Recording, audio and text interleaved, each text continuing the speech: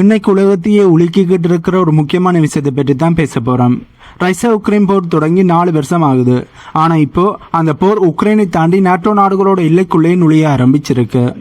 சமீபத்தில் ரொமேனியாவோட வான்பரப்பில் விழுந்த Russia drone விபத்து ஐரோப்பிய நாடுகளில் பெரிய ஒரு அதிர்வலைகளை ஏற்படுத்தி இருக்குன்னு தான் சொல்லணும்.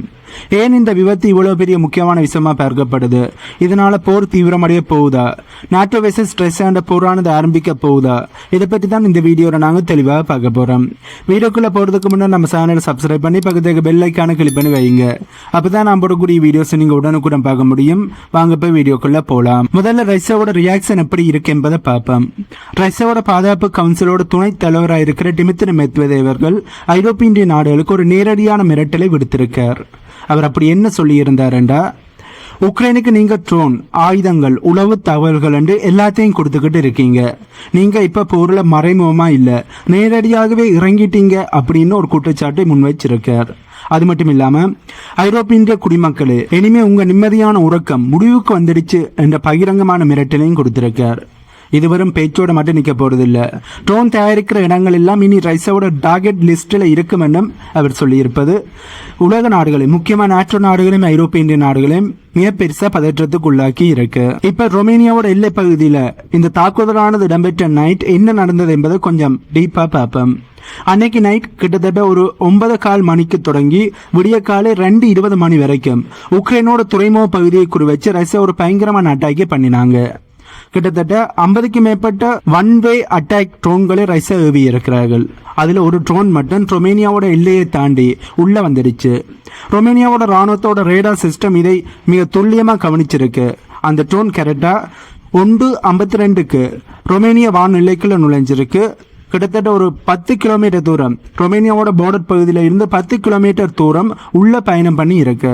ஆனா 1:56க்கு ரேடார்ல இருந்து அந்த ட்ரோன் ஆனது மறைஞ்சு போச்சு. அங்க இருந்த ஒரு அபார்ட்மெண்ட் பில்டிங் மேல விழுந்து அந்த பில்டிங் ஆனது தீப்பற்றி எறிவதற்கான வீடியோஸும் வெளியே வந்திருந்தது. இந்த விபத்துல 2 ரொமேனியா குடிமக்கள் படுகாயம் அடைஞ்சிருக்காங்கன்னு செய்திகளும் வெளியே வந்திருந்தது. இதுல கவனிக்க வேண்டிய முக்கியமான விஷயம் என்னென்றா, ரொமேனியா அரசு இதை கண்டுக்காம உடையல ரொம்ப ஆக்ரோஷமா ஸ்டேட்மெண்டை கொடுத்திருக்கிறார்கள். ரஷ்யாவோட தூதரக அதிகாரியாக இருந்த பெர்சோனா நொன் கரெக்டா அப்படிங்கிற நபரை எங்களுடைய நாட்டுக்கு தேவையற்ற நபர் அப்படின்னு சொல்லி அறிவிச்சு அவரை ரொமேனியாவிலிருந்து வெளியேற்றிட்டார்கள். இவர் ரஷ்யாவோட எம்பசி, ரொமேனியாவில் இருக்கிற ரஷ்யாவோட எம்பசியில வேலை செய்த நபர். அவரைத்தான் இப்போது வெளியேற்றி இருக்கிறார்கள். அது மட்டும் இல்லாம ரொமேனியாவில் இருக்கிற ரஷ்யாவோட எம்பசியை மூட சொல்லியும் உத்தரவு போடப்பட்டதா செய்திகள் வெளியே வருது. இது எந்த அளவுக்கு உண்மையானு தெரியல. ரொமேனியாவோட ராணுவ அமைச்சகம் என்ன சொல்லியிருக்காங்கண்டா, நாங்க இதை எந்த வகையிலும் சகிச்சுக்க மாட்டோம் என்று ரொம்ப தெளிவா சொல்லிட்டாங்க. இது தற்செயலா நடந்த விபத்து கிடையாது. ரஷ்யாவோட ஆக்ரோஷமான போரினுடைய விளைவுதான் எங்களுடைய எல்லை வரைக்கும் வந்திருக்கண்டு இப்ப ரொமேனியாவோட ராணுவம் தரப்புல இருந்து உறுதியா நம்புகிறார்கள். இந்த சம்பவம் நாட்டோ நாடுகளுக்கும் ரஷ்யாவுக்கும் இடையில இருக்கிற அந்த பதட்டத்தை இன்னும் பல மடங்கு அதிகரிச்சிருக்கு. ரொமேனியா இப்ப தங்களோட எல்லையை சுத்தி ராணுவ பாதுகாப்பை பல மடங்கு அதிகப்படுத்தி இருக்காங்கன்னு சொல்லப்படுது. எல்லா பாதுகாப்பு அமைப்புகளும் இப்ப கையெழுத்துக்கு மாற்றப்பட்டிருக்கின்ற செய்திகளும் தொடர்ந்து வெளியே வந்து கொண்டே இருக்கு. ஒரே ஒரு ட்ரோன் நாட்டோ நாடுக்கு போய் விழுந்து நாட்டோக்கு மிகப்பெரிய ஒரு கழகத்தை ஏற்படுத்தி இருக்கு. இதனாலதான் இவர்கள் இப்படியான ஒரு நடவடிக்கையில தீவிரம் காட்டிக்கொண்டு இருக்கிறார்கள். இப்ப எல்லாருக்கும் வர்ற முக்கியமான சந்தேகம், ஒரு ரஷ்ய ட்ரோன் தங்களோட வான்வெளிக்குள்ள நுழையும் போது ஏன் ரொமேனியா ராணுவம் அதை சுட்டு வீழ்த்தையில? ஒரு நாட்டோ நாட்டுக்குள்ள எதிரி நாட்டினுடைய ட்ரோன் வர்றது பெரிய விஷயம் இல்லையா? இந்த கேள்வி பல பேருக்கு அனுப்பியிருக்கேன். ஆனா இதற்கு பின்னாடி ஒரு ராணுவ ரீதியான ரொம்ப சிக்கலான கால்குலேஷன் ஆனது இருக்கு. ரொமேனிய ராணுவம் அன்னைக்கு நைட்டு என்ன பண்ணாங்கன்னா, தங்களோட F-16 போர் விமானங்களையும் பூமா சோகேட் ஹெலிகாப்டரையும் தயார் நிலையில வச்சிருந்தாங்க. ஆனா அந்த ட்ரோனை சுட்டு வீழ்த்துவதற்கான கிளியரன்ஸ் அவங்களுக்கு கொடுக்கல. ஏனென்றா முதல்ல அந்த ட்ரோன் பறந்த உயரம் அது தரைமட்டத்துக்கு ரொம்ப பக்கத்துல, அதாவது ரொம்ப லோ ஆட்டிடியூட்ல தான் பறந்து வந்துச்சு. கூடவே அது ரொம்ப மெதுவா வந்திருக்கு. இந்த மாதிரி நேரத்தில் ஒரு போர் விமானத்தை பயன்படுத்தி அதை தாக்குறது ஏனைக்கு ஒரு இரும்பை தேடுற வேலை மாதிரி தான் இருக்கும். ஈஸியா கண்டுபிடிக்க முடியாது. அண்ட் அப்படி கண்டுபிடிச்சு தாக்கினாலும் அந்த தாக்குதலால மக்கள் பாதிக்கப்படக்கூடிய வாய்ப்புகள் ரொம்பவே அதிகம். ஏன்னா மக்கள் அதிகமாக இருக்கின்ற பகுதியில் அந்த ட்ரோனை நியூட்ரலைஸ் பண்ண முடியாது. அப்படி பண்ணினால் அந்த ட்ரோனோட உதிரிப்பாங்கள் அண்ட் இவர்கள் லான்ச் பண்ணுகின்ற தோட்டாக்களாக இருக்கட்டும், மிசைலாக இருக்கட்டும், அது விழுந்தும் மக்களுக்கு உயிரிழப்புகளோ படுகாயங்களோ ஏற்படக்கூடிய வாய்ப்புகள் இருக்கு. இதை விட முக்கியமான காரணம் ரிஸ்க் மேனேஜ்மெண்ட். நான் இப்ப சொன்னதான் அந்த ட்ரோன் குடியிருப்பு பகுதிகளுக்கு மேல பறந்து வந்திருக்கு. நீங்கள் ஒரு ட்ரோனை சுட்டு வீழ்த்தும் போது அது வானத்திலேயே அப்படியே ஆவியாகி ஒன்றுமே இல்லாத மாதிரி போகாது. அது சிதறி, அந்த ட்ரோனானது சிதறி அந்த இடத்துல இருக்கிற வீடுகள் மேலே, மக்கள் மேலே விழும். அந்த ட்ரோனில் வெடிகுண்டு இருக்கா, இல்லை அது வெறும் ஒரு டீகாய் ட்ரோனா அப்படிங்கிற குழப்பமானது இருக்குது. அது டீகாய் ட்ரோன் தானன்னு அப்போதைய நேரத்தில் யாருக்கும் தெரியாது. அது பறந்து வர்ற நேரத்தில் அது ஒரிஜினலான ட்ரோனா இல்லது டீகாய் ட்ரோனா என்பதை கண்டுபிடிக்கிறது கஷ்டம். ஒருவேளை அந்த ட்ரோன் வெடிகுண்ட சுமந்து வந்திருந்தா அதை சுட்டு வெளுத்துறது இன்னும் பெரிய ஒரு பாதிப்பை ஏற்படுத்தும். ரொமேனிய ராணுவத்தோட விளக்கம் இதுதான். நாங்கள் எந்த முடிவெடுத்தாலும் அது அந்த ஊர் மக்களோட பாதுகாப்புக்கு முன்னுரிமை கொடுத்து தான் எடுக்கப்படும். அந்த நொடியில அந்த ட்ரோனை பொதுமக்களுக்கு பெரிய ஒரு ஆபத்து இல்லைன்னு தெரிஞ்ச உடனேயே தேவையில்லாத பாதிப்பை தவிர்க்கத்தான் ராணுவம் மௌனம் காத்தோம் அப்படின்னு சொல்லியிருக்கிறார்கள். ஆனா அதே சமயம் இது ஒரு எச்சரிக்கை மணி. இனி வரும் காலங்களில் இந்த மாதிரி ட்ரோன்களை கண்டறிஞ்ச உடனேயே மக்கள் நடமாட்டம் இல்லாத இடத்துல வச்சு எப்படி அந்த ட்ரோனை முடக்கிறது என்பதற்காண்டி ரொமேனியாவோட ராணுவம் இப்பவே தங்களோட ஏர் டிஃபென்ஸ் சிஸ்டம் முறைகளை மாற்றி அமைச்சிருக்காங்க. அதாவது இனிமே ஒரு ட்ரோன் கூட ரொமேனியா எல்லையை தாண்டி உள்ள வர முடியாதுங்கிற அளவுக்கு தங்களே தயார்படுத்தி கொண்டு இருக்கிறார்கள். சரி, இப்ப ரொமேனியாவோட இந்த சம்பவத்துக்கு பிறகு நாட்டோ மற்றும் ஐரோப்பிய நாடுகளோட அடுத்த கட்ட நகர்வு என்ன? இதுவரும் தற்பாதுகாப்பு நடவடிக்கை மட்டும்தானா, இல்ல ரஷ்யாவுக்கு கொடுக்க போற பெரிய ஒரு பதிலடியா? இப்படி பல கேள்விகள் உங்களுக்கு எழும்பும். இதை பற்றி தான் இப்ப கொஞ்சம் விளக்கமா பார்க்க போறோம். முதல்ல இந்த சம்பவம் நடந்த உடனேயே ரொமேனியாவோட அரசு மிக தீவிரமான பாதுகாப்பு ஆய்வுகளை தொடங்கிட்டார்கள். இது சாதாரணமான விஷயம் இல்லை. ஏனென்றால் நாட்டோ அமைப்பினுடைய 5வது விதியின்படி ஒரு உறுப்பு நாட்டு மீது தாக்குதல் நடத்தினா அது ஒட்டுமொத்த நாட்டோ நாடுகள் மீதும் தொடுக்கப்பட்ட தாக்குதலாக கருதப்படும். ஆனா இப்ப ரொமேனியா இதை கவனமா கையாளுறாங்க.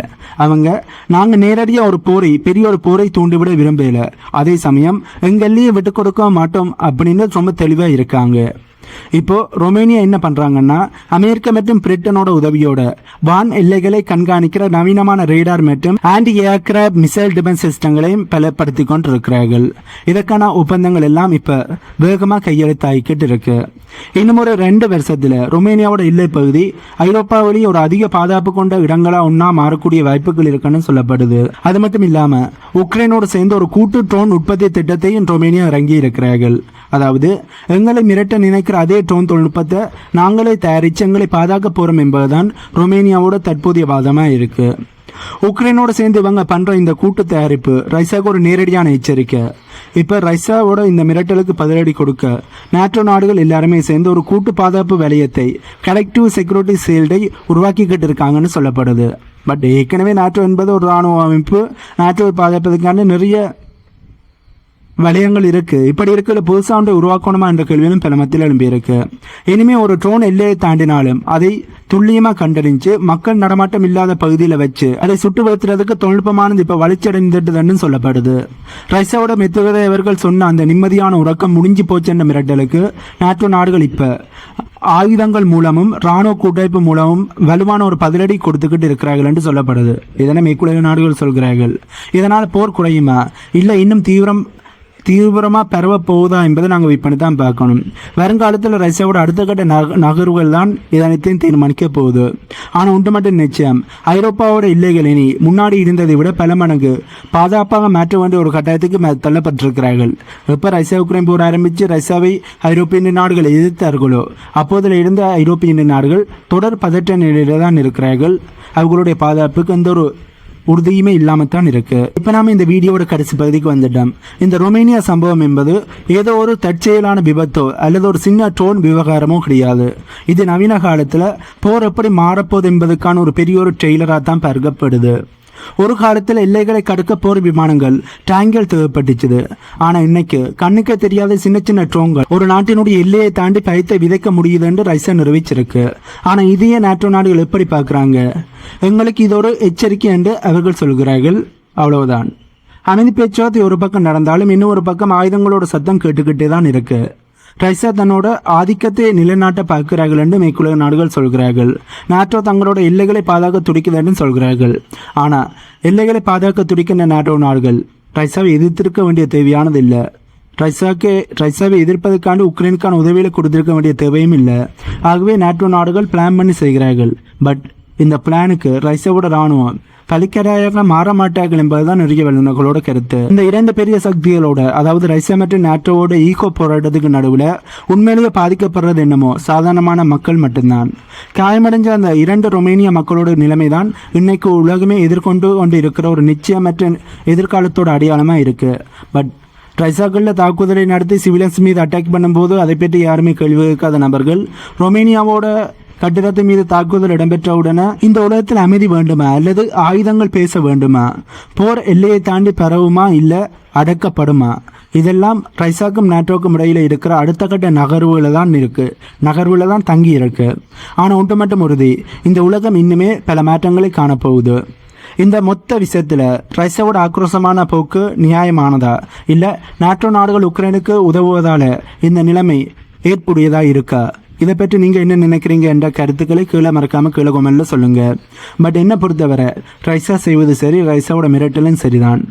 ஐரோப்பிய இந்திய நாடுகள் உக்ரைனுக்கான உதவிகளை செய்கிறோம் என்று சொல்லி ரைசாவை பகித்து கொண்டிருக்கிறார்கள். ஆகவே ரைசா மேற்குலக நாடுகளும் நாட்டோ நாடுகளும் ரைசாவை சுரண்ட அதனை வேடிக்கை பார்த்த காலம் முடிஞ்சது. இனி ஒன்லி ஆக்ஷன் என்ற பேரில் ரைசா மிரட்டலை கொடுக்க ஆரம்பிச்சிருக்கிறார்கள். ஆகவே இந்த வீடியோவில் நான் சொன்ன தகவல்கள் உங்களுக்கு புதிதாக இருந்திருக்குமென்னு நம்புகிறேன்.